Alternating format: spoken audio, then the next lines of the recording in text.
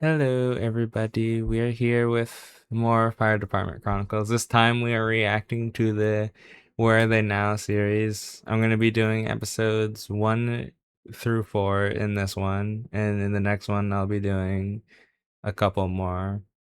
And then I don't know what I'll do next week. I might watch the other ones, or I might watch some other channel to react to. Who knows? But yeah, I should be louder than in previous videos because I usually have my mic on a bit lower settings because usually I didn't at first I didn't think it had much of an effect on my audio, but after testing it the past week, I noticed it has a pretty substantial effect on it. I thought it was just like noise suppression. I thought it was like the level of noise suppression. I mean, that still could be true, but for now, let us begin with the first Fire Department Chronicles. Alright, I do want to tell you this now in this episode before we start, but June 10th, the week after June 10th, in the subsequent weeks until hopefully the first week in August, I'll probably be moving to 2 videos or 1 video per week. That is due to me I'm gonna work on a palworld video since the 10th. It's coming out of early access with 1.0, and I want to do something a bit special with palworld since I did 100 days on it, so I figure why not do 100 days in the new update or something like that. I don't know if I'm going to do 100 days. I may just do exploring the new palworld update. I don't know if it's going to be 100 days. I don't really want to do it hardcore because I'm working on another video that is hardcore, and it hasn't gone great. I'm probably going to post those attempts before I upload before I start working on the Power video. That might be the last video that goes out, actually.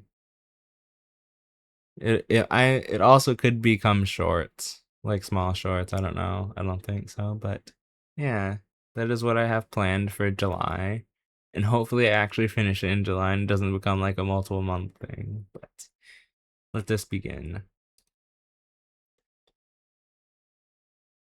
Back, and I forgot my audio is not recording.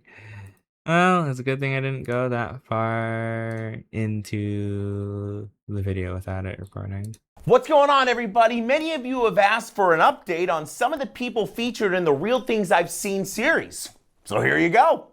Huh, so that's why this series exists, because people were, I mean, I guess curiosity gets the better of people, but it's kind of cool that he does like a series of following up on what happened to some of the patients he portrayed in some of these videos. So after all that went down and we all checked the contents of our underwear, we loaded that guy up and brought him down to the hospital where he bought himself some fancy new internal hardware. But the crazy Internal hardware? Like, what internal hardware exactly? Because I know there's like metallic tubes and stuff that they put in your body. But outside of that, I'm not aware of anything else that they put in your body. What else could they have put in? What else could you have bought that they put in his body? Like a monitor? Do they have monitors for your heart or something that they can use? Like the ankle bracelets that they get put on if you're on house arrest? Do they have something similar for monitoring your heart and stuff and internal organs? Huh. If they do that, it is interesting, but also sort of weird having technology in your body. I don't know how I feel about that. craziest part about that entire call is he forgot everything. Who am I? And why do I exist? And who made me? Short-term amnesia? Or some sort of medical amnesia that he forgot when he got shot, as I would assume. Because we gave him Versed prior to cardioverting him, he forgot everything leading up to us welding the crap out of him wanting to beat the crap out of somebody there that pushed that button, and then transporting him to the hospital. In fact, halfway down to the hospital, he was asking if we could bring him back to his house because he was completely fine now. And it was on that day that I realized that with enough medication, you can forget anything. So it's like a medical. So the medication made him forget what happened. Huh. I think I remember seeing this in one of the shorts.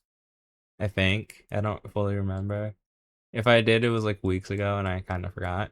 Oh crap. Oh crap. Oh crap. This one with the car that fell on top of someone and then the person picked it up. This dude was another person that should have met whatever afterlife entity you believe in, but instead walked away with a couple broken ribs and a bruised lung. And A bruised lung. How is that even possible? I'm gonna be honest, because I know cars are like a ton, or are they like 15 tons or 10 tons or something like that. How does that falling on you not shatter your rib cage? How does falling on you not shatter your rib cage? Because I know the one thing about medical terms is I know that there's a difference between breaking a bone and shattering a bone. Because when you break a bone, it can be healed. When you shatter a bone, it cannot be healed. And that's why a lot of people get prosthetics, because the shattering of a bone, it makes it irreparable. At least I think so. I'm pretty sure. But then that was like probably almost 10 years ago when I last read up something about bones shattering. But there could have been some sort of new development within the last 10 years that makes it so you can repair a shattered bone, but I doubt it.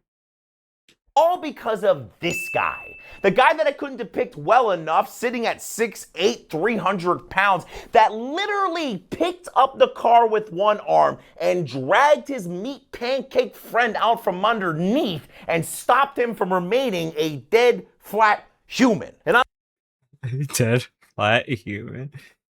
The I've heard, isn't that like that hysterical strength thing when you're in like a life or death situation? You just get the brain unlocks 100% of the muscle, your strength, and allows you to do stuff that you normally wouldn't be able to do because the brain limits how much of your own strength you can use. Because if you're constantly using 100% of your strength, it would put serious strain on your body and your ligaments and stuff like that. I think, because I remember also reading about hysterical strength, or hearing about it at the very least, not from him, but from some sort of other thing. I forget. I watch a lot of shorts and I watch a lot of YouTube. Um, because I'm just like I just like the dopamine. I guess. I guess that's the reason. Perhaps I should just do one day where I just scroll.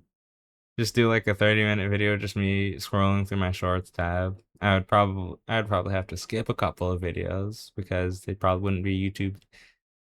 Probably wouldn't be safe to upload on YouTube. Like ones with music in them. Probably ones with music in them. Probably ones that aren't like that have like violence in them and stuff. Because I know that's not YouTube safe at all. But I know people blur them. But I know YouTube system still flags videos with that in them if it's in like the first minute, I think. I forget. on that day, I learned that adrenaline and friendship are the strongest things in the world. Wait. Was it adrenaline that caused the 6'8" person to be able to lift the car up? I mean, then again, he didn't have to technically lift up the full car's weight. He just had to lift it up onto another side, so he was probably lifting about half the car's weight. Even still, it's still fairly impressive that he was able to lift it up on his own and pull his friend out from under the car. I mean, except for my wife's hate for the peanut butter spoons that I leave in the sink every day. That's really strong. The peanut butter spoons. Holy crap. Hi.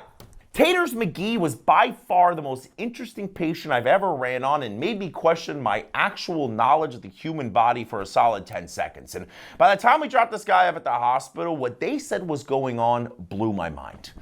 And that was they had no freaking clue. You what? Yeah,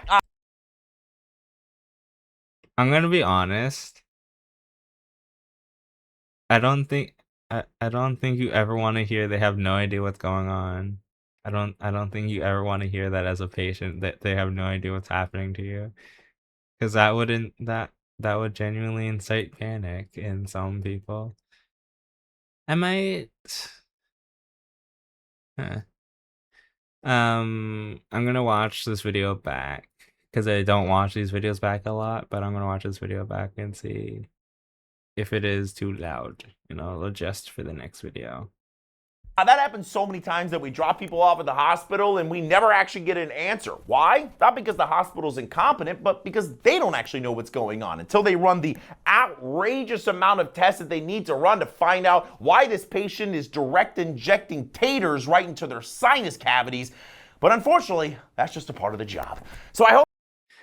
I mean, I guess that's fair because they did just first bring in the patient, and they can't. Not everyone can tell exactly what's going on just by looking at someone. So, I suppose that's a fair thing to say. Hope that answers some of the questions that you had, and let me know in the comments which real things I've seen people you want follow up on next. But until then, trying to catch me howling at the moon. Okay, I don't think I'm gonna play that because that sounds like a song getting ready to play, and I don't know if it's copyright or not. But on to the next video. We're back with another episode of Where Are They Now? And today we At least I think this is episode 2. It doesn't have a number on it, so I don't know. I'm hoping this is episode 2. might discover some very personal connections with one of the people in the videos. Let's get into it. Why is he not wearing clothes? Because he thinks he's a cow, man. Moo. This guy was actually one of my first interactions with someone who had taken edibles. I mean, obviously I ran on a few people who enjoyed a little bit of the devil's lettuce, which for the most part is harmless and completely entertaining.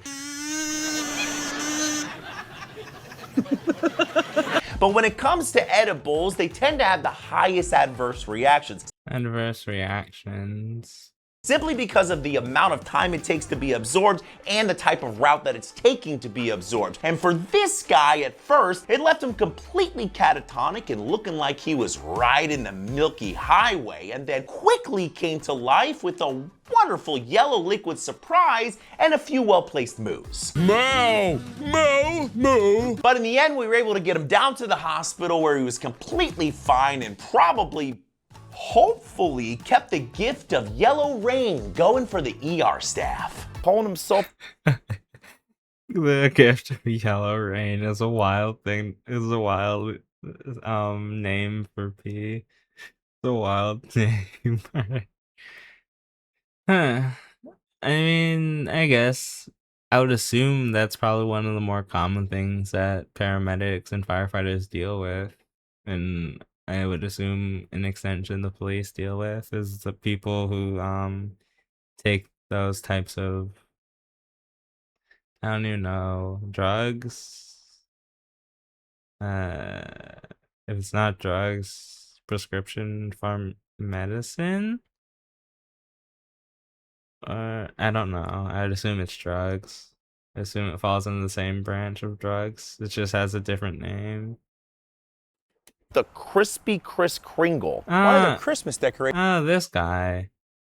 In April. This guy was actually one of the calmest trauma alerts I've ever called. When we got on scene, he was acting like he was completely fine, confused at why we were even there, and in fact was refusing to go to the hospital at one point in time. And all of this made sense when we realized that he had taken a tumbling nose dive off of a 25-foot tree and landed directly on his face.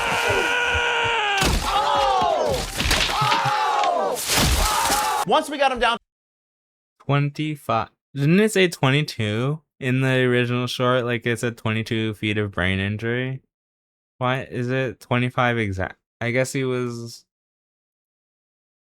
like underselling it or something, or maybe it was he just actually fell from 22 feet and he just said 25 feet in this video. I don't know.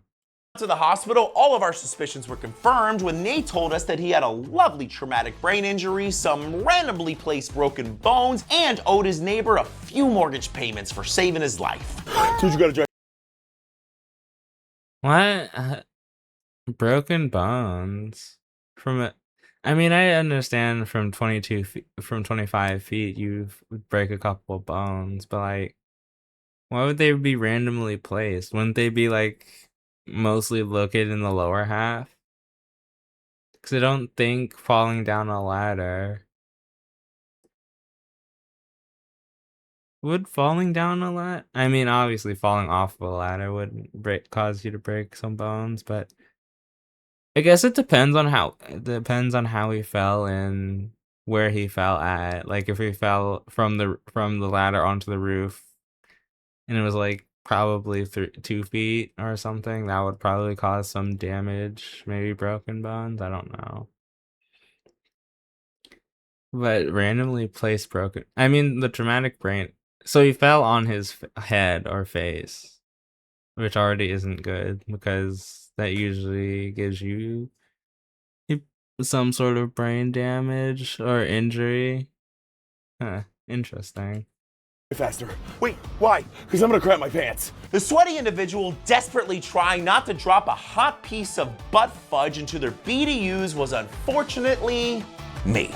It was me! This was at the end of a very long 24-hour shift where I had spent the previous 12 hours with an unexpected colon cleanse because apparently I ate something that my sensitive ginger stomach didn't like. And of course, we caught a late call, which set off the chain of events that led to me begging my partner to drive faster or sweet death. Hello, darkness, my old friend. And I'd love to say that the other Hello, darkness, my old friend is wild. two people portrayed in this video hoping that I would crap my pants in the back of the boo-boo bus was an over-exaggeration, but if there's two things I've learned that firefighters love, it's saving lives and ruining them by telling every single person we work with that their fellow brother dropped a deuce inside of their Fruit of the Looms. Try to catch me. I mean, wouldn't that be like the equivalent? Because I would assume firefighters, police officers, and paramedics, and even to an extent medical staff, bond through the shared trauma of dealing with patients or dealing with crimes and stuff like that. I assume that's why they enjoy teasing each other, is because they bond through like that traumatic stuff that they experience. I would assume, but on to thine the next episode. Episode number 3. And welcome to the third installment of Where Are They Now, and what I believe are the 3 most interesting calls I've ever been on.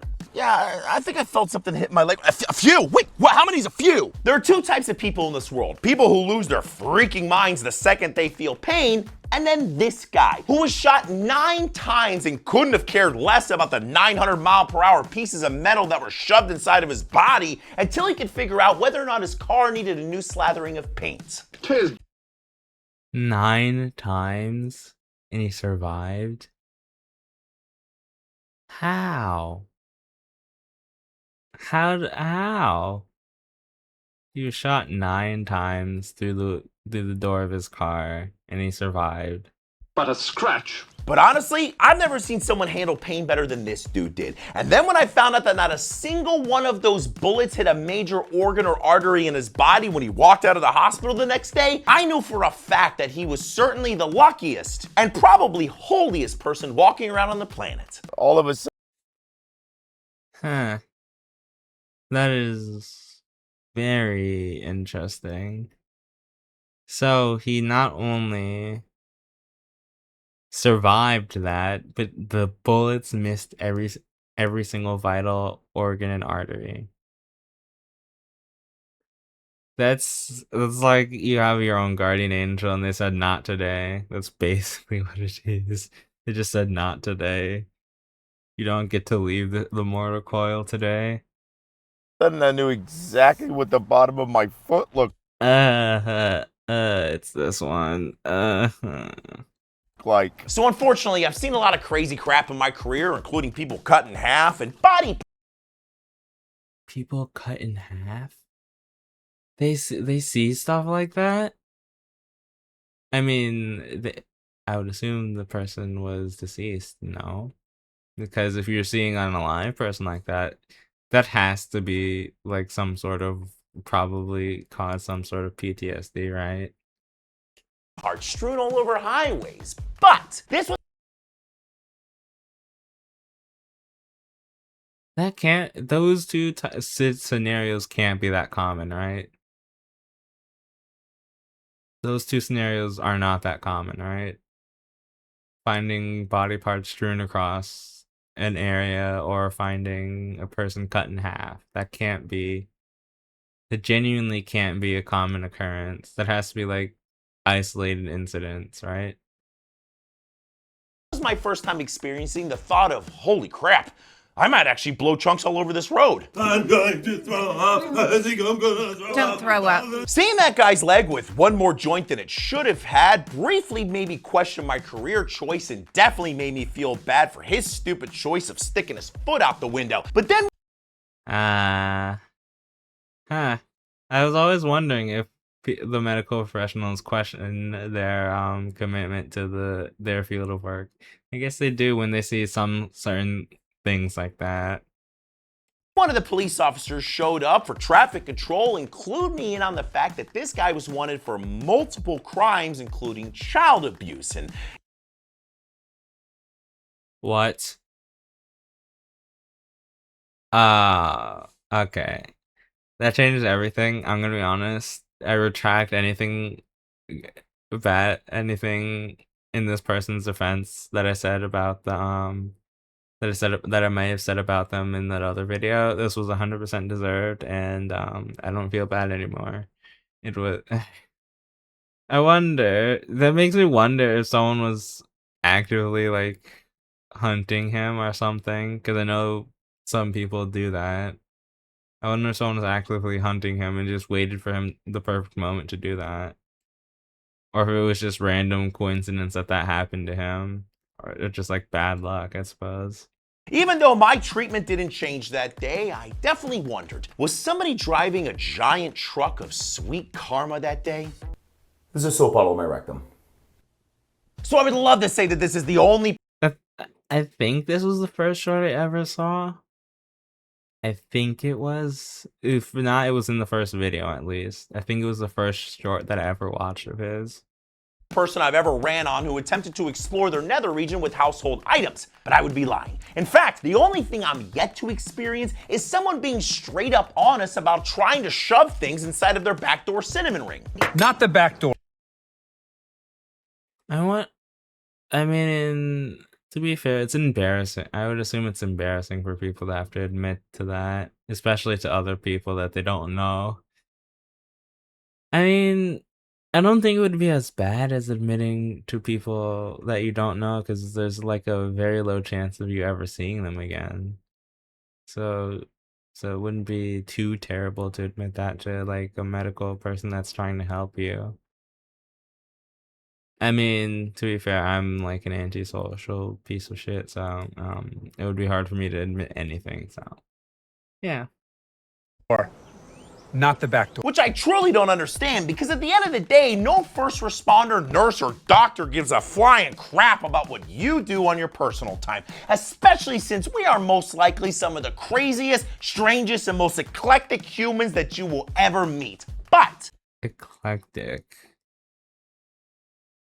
Give me a second. I want to search it up.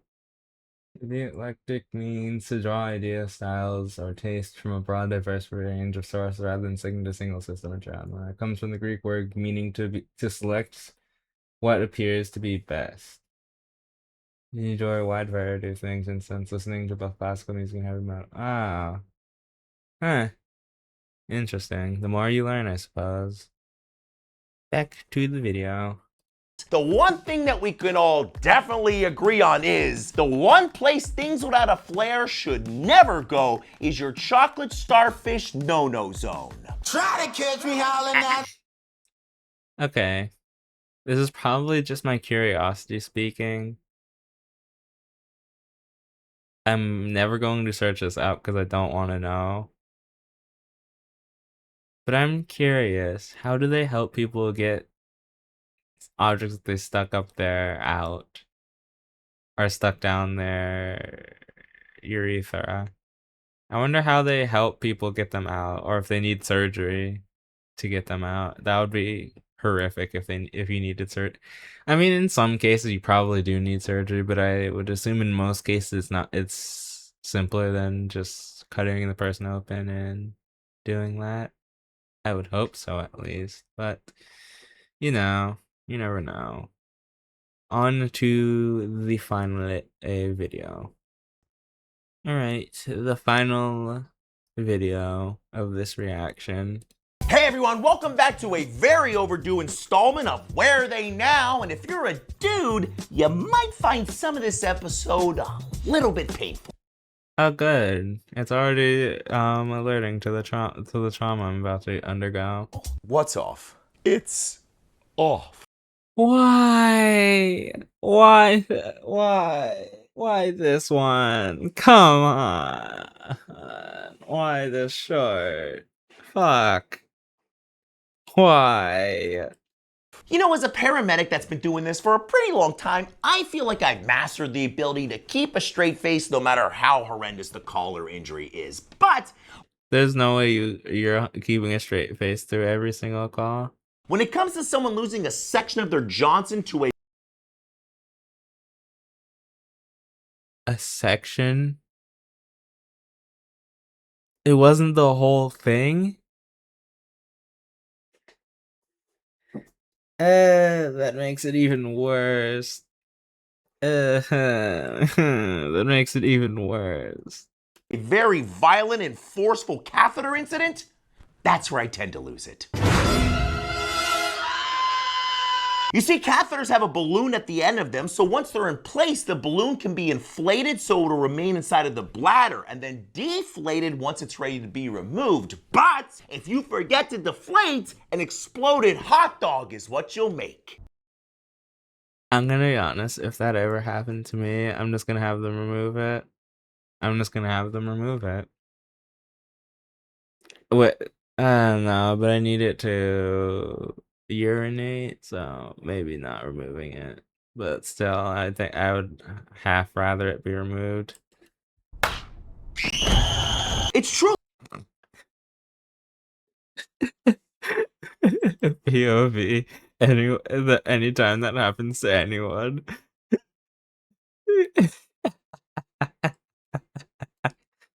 Really hard to describe what it's like seeing four grown men saying, "There's no way," over and over again because none of us could believe what we were looking at. Oh no, I could fully imagine that, and I'm gonna be honest, it would be both horrific and funny as hell.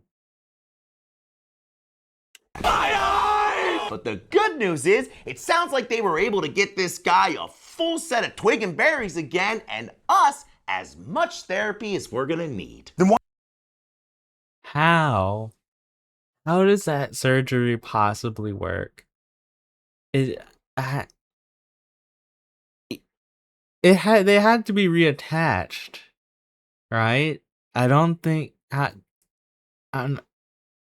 don't think I want the answer to that. So I don't think I want the answer to that. But how? It's not I don't think it's physically possible for them to be reattached. It couldn't be possible for them to be reattached because I don't think they're attached that way.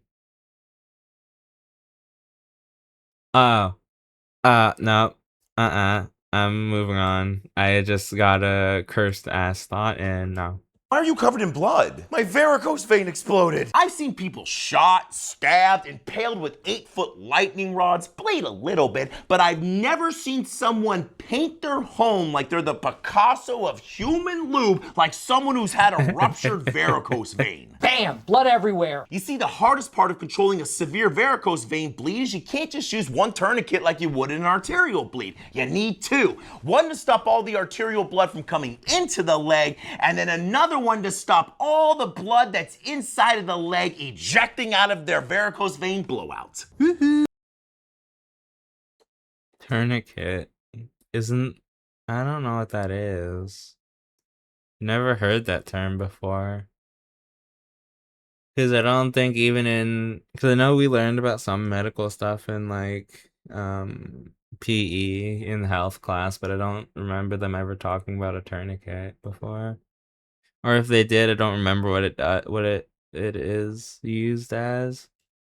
Big summer blowout? But thankfully, we were able to control Did I just say human grape juice? their varicose vein blowout. Woohoo! Big summer blowout? Human grape juice. I can't. This man is amazing. I wish I had a fraction of his humor. But thankfully, we were able to control the bleeding, get this guy down to the hospital, and then stare into the endless void, wondering when my leg veins would ultimately betray me, sending me into a lonely death. Real. He's real for that one. This one. That's gross. Sheesh. The one thing I was told when I was learning about Narcan was never slam it. Why? Well, have you ever heard the phrase, Oh my god, there's vomit everywhere. well, you will if you ever give Narcan too fast. But to be fair, everyone has different reactions when it comes to being given Narcan, and in my experience, most people are pretty chill when they wake up from their opioid sleeping time. But from time to time, you're gonna get the joy of experiencing you and your entire ambulance being doused in whatever they had for their last 3 meals. Whatever they had for the last 3 meals. Is that in reference to... Oh, wait, let me go. But I'm happy. Wouldn't that be like... Isn't that like a reference to if people actually eat 3 times a day? Because I'm pretty sure most people eat like twice a day and then eat like a snack. Because most people either don't eat breakfast or they don't eat dinner. Or they don't eat lunch, or they eat like a brunch of lunch and breakfast, and then they eat dinner. Because it's never really like been 3 meals. Because I know they say 3 meals a day is good, but like, is it?